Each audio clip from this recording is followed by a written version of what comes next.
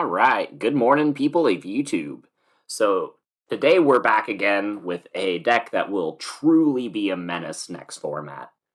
This is going to be Minerva Loop. So everybody knows by now that Heart is the big demon of BT10. It's going to be the deck to beat. This deck has a great matchup against it just because of the virtue of what Minervamon does. This is going to be a great meta call. But aside from it being good into some of the best decks of the format, it's just a good deck in and of itself. It has a lot that it can do, and it is, of my opinion, and a bunch of other players' opinion, that this will probably be the second best deck of the format. And as time goes on and people kind of perfect the play of this deck, it might even take that top slot from Heart. So without further ado, we'll go ahead and get into the combos, and if you guys like this kind of stuff, make sure you guys like and subscribe. Without further ado, we'll go ahead and explain what Minervamon does. So what she says is she has Retaliation, which is pretty cool. She's a 3-cost to evolve into for 11,000, so your opponent can swing over her, but if they do, they're going to die, which is neat. It says if your opponent plays a Digimon on any turn, and it is not once per turn, you get to play a level 4 or lower purple Digimon from your trash. On-play effects do not activate. So this card will let you recycle blockers anytime your opponent goes for cross 4. Like, they go cross 4 and attempt to swing for game, you pull back your Devimon blocker. They swing, you block. They go, okay, cool. Break apart, go into another cross 4. You go, okay, cool. Pull back Devimon. So they can never hit you for game, which is pretty neat. And against Jesmon, whenever they go, okay, cool, I'm going to play a shit ton of Sister Mons, you go, awesome. Well, after you finish resolving all your effects, I'm going to summon like 3 bodies. So that's pretty neat. And then it has another effect that makes the loop possible. It says, on deletion, if your opponent has 2 or less Digimon in play, you can take any purple level 5 Digimon in your trash and play it without paying its memory cost. And the on-play effects do activate for this. So we're going to go over the basis of what the loop does. So you take this Minervamon, it's in play, right? You go Revive from Darkness for 4. So you pay 4 memory, right? You're out 4. This card dies. What Revive from Darkness says is you delete a purple Digimon, then you can play a level 5 or lower purple Digimon from your trash. Any on-play effects don't activate. So you tribute this, you play back Cerberusmon from BT4, the one that's on deletion, draw 2, trash 1, right? Because you have to finish resolving this effect before the Minerva will trigger. But then the Minerva is deleted, so you get your on deletion. Minerva plays a level 5 or lower from your trash. You play Werewolf Mode. Werewolf Mode's on-play effect activates. You pop Cerberusmon. You draw 2 cards. You discard 1. You now have a level 5 in play with Rush. And then you gain 5 memory off of the Cerberusmon Werewolf Mode effect. So you gain 9 memory off of this effect, netting you plus 5 whenever you do this interaction. Whatever memory you started with before you played Revive from Darkness, after it is done resolving, you will be at 5 more. So then you can take this card, you can swing, do your check, evolve it into Minervamon, right? And then you go Revive from Darkness. You will tribute this, pull back this, play back this, tribute this, draw 2, discard 1, swing with Rush, and then it keeps going for as long as you have the combo pieces. So for that, it's purple. We play a lot of recursion to get our combo pieces back, so the odds of us OTKing our opponent that turn are pretty likely. So that's the combo portion of the deck. We'll go ahead and get into the deck profile. Since I've already shown these cards, and they are main combo pieces, I guess it's fair to say that we should probably just go over the ratios of these first. I play 4 Cerberusmon Werewolf Mode, 4 Cerberusmon, just because we have to see it in order to get the combo off the ground. 4 copies of Revive from Darkness, for the same reason, and then this is my proxy for Minerva. We got 4 copies of Minervamon. It's the best level 6 in the deck. It beats the meta. Even if you don't open, or if you don't draw into a bunch of Revive from Darknesses, and you don't run into the ways to get them back, Minerva is just great on its own, so you can often close games with just it. But these are the main combo pieces. We are playing 4 of each of them. And Minervamon is the only card from BT10 that we are playing. It is a super rare, so if you have just purple bulk lying around, chances are you can build this deck for very cheap going into next format, provided you already had some of the older stuff. So going up the ladder, we got our level 2s. I just play 4 copies of Demimera. I don't know if this is going to be a 5-egg format. I'm anticipating it won't be, so I think just the 4 Demimera is perfect. We got the best rookie in the deck. We got 4 copies of the BT2 Gabumon. It's on deletion. Draw 2, discard 1. So this makes it, if this is in our stack whenever we do the Minerva Loop, then we get a bunch of extra draws. Combos well with Scatter Mode, combos well with Cerberusmon. It's just the ideal rookie that you want to be evolving on top of. But because, 4 isn't enough inheritable effects, I wanted to play the 1 copy of Gabumon from Starter Deck 6. So if you don't open this Gabumon, this one of kind of helps us have a higher chance of opening a rookie that we want to evolve on top of. It's when attacking, draw 1, trash 1. So it helps us with the cycle, and it's still a pretty good card. But ultimately, it's pretty cuttable. I anticipate cutting this card for a second copy of the BT6 Elecmon. What this card says is, on deletion, you delete one of your opponent's level 3 or one of their level 3 Digimon. So that's really important, because cards that stop this deck include Terriermon, Gazimon, Madoki Beta, things of that nature. The Pamumon from BT9 that says your opponent cannot play Digimon by card effects, that really hurts, so you need to get those off the field first. This card will help you do that. So the 1 of Elecmon for now, but I anticipate bumping this up to 2. Next, we have the format-defining card. We have 4 copies of Psychmon. This is a Floodgate, and you can pull it back off of Minerva, which is really funny. So whenever your opponent's going for their plays, if you don't need the blocker, you can just pull back the Psychmon and make it so that they can't progress any further, which is really nice. We do play the 2 copies of Gazimon because it really hinders the mirror match, and Blue Flare specifically, so which is anticipated to be kind of a hard matchup into this deck. I think this deck has the tools to get around Blue Flare, and Gazimon is definitely one of those tools. And again, you can play it off of the Minerva on your opponent's turn, which is really funny. And then for the last rookie, I have 1 copy of Devimon. This is the 2-cost vanilla, that's 3,000 power, making it 13 rookies in the deck. Now, this card, I feel, is actually very important because we are going to be entering a format where everybody is playing Death Xmon.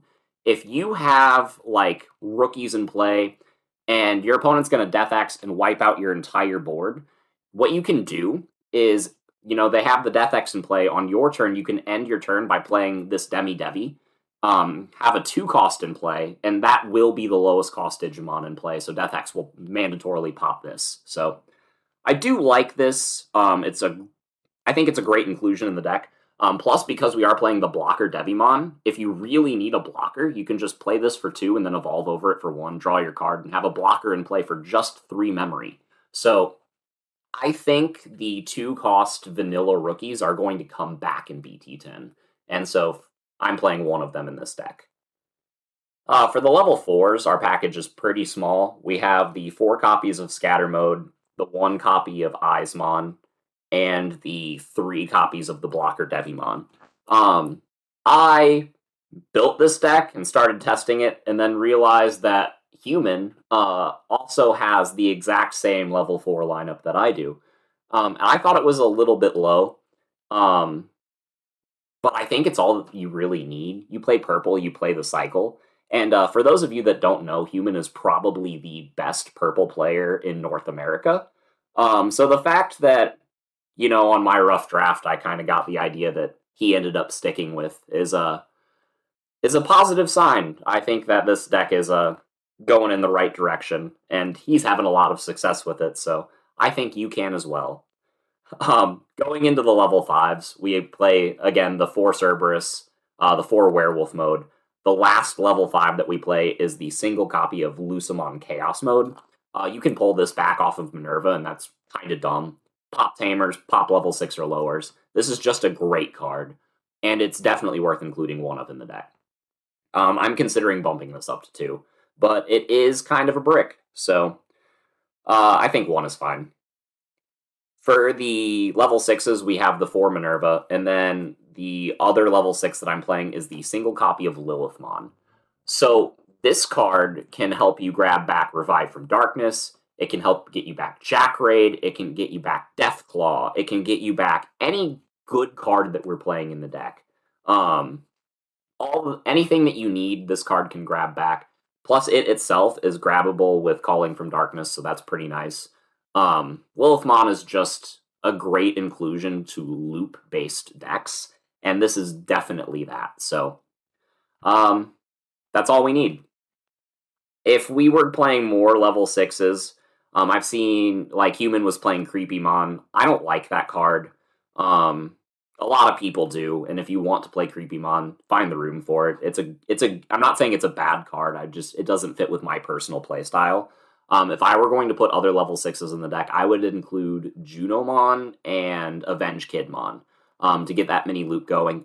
Plus, you can recycle all of your options. You'll never deck out if you're playing against yellow or security control.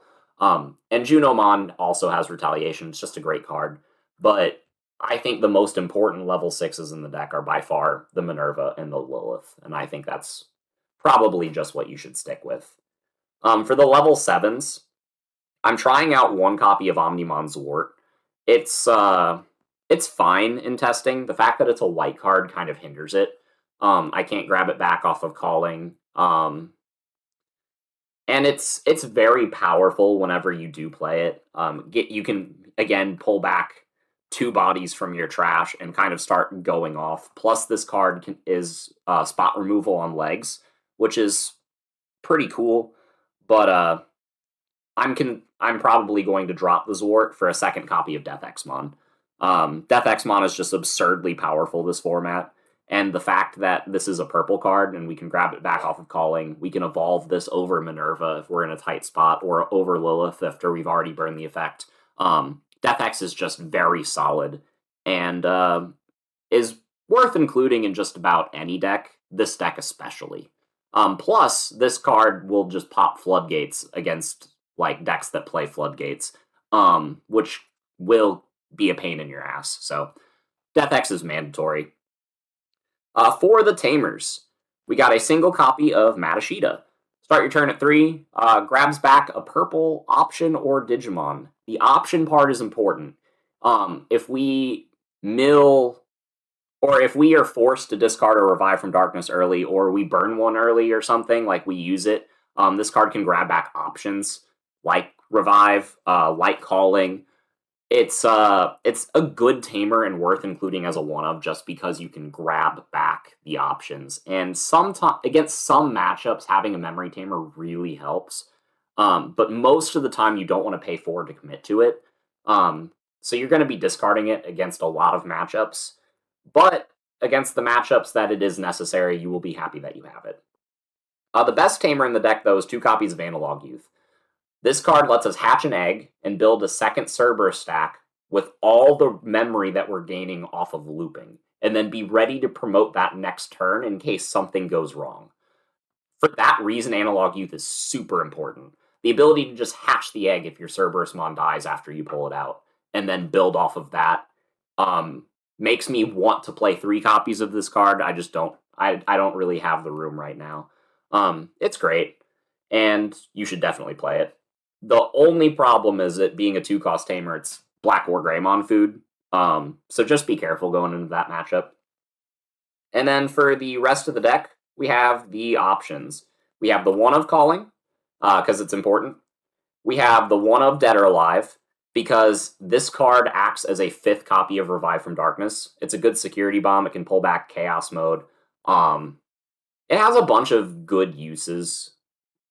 Mainly just being a 5th copy of Revive from Darkness, and Revive from Darkness is very important.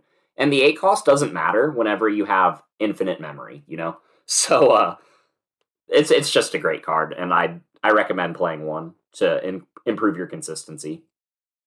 I play one of Deathclaw. This card helps us delete Floodgates, which is, as I said, a problem. So we play it. I have one copy of Back for Revenge. This card is absolutely cuttable, but it lets you be reckless whenever you swing into security against certain matchups, because if you know you're probably going to hit a good security bomb, or you just need to clear a body, you can Back for Revenge your Minerva, swing into something with Retaliation, get the on-deletion effect for Minerva, and then pull it back from Revive from Darkness, and then activate, pull it back off of the Back for Revenge effect that you gave it. So the Minerva will pull back a body, and then come back into play, and then you can Revive from Darkness, delete the Minerva, and then combo from there. So it's a really powerful one-of, but it is absolutely a win more card. So you don't need to play it, but it is something that I did want to mention. Ideally, this should just be another level 6, another level 7, or another copy of Jack Raid, because that's 48 cards. Number 49 and 50 are the 2 Jack Raids. You really only need to see one of this, because you can pull it back off of Lilith. You can pull it back off of Matt. It's a great card, but it is kind of a brick early game. So I think 2 or 3 is kind of the sweet spot, but I don't think I would ever play 4 in this list. But, yeah, that's the deck profile, guys.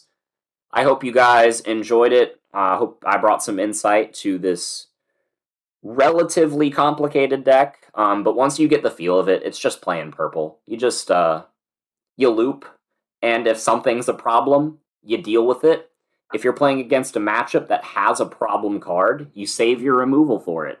And yeah, if you guys have any further questions, please let me know in the comments down below. But, yeah, we will see you guys in the next video. Bye, everyone.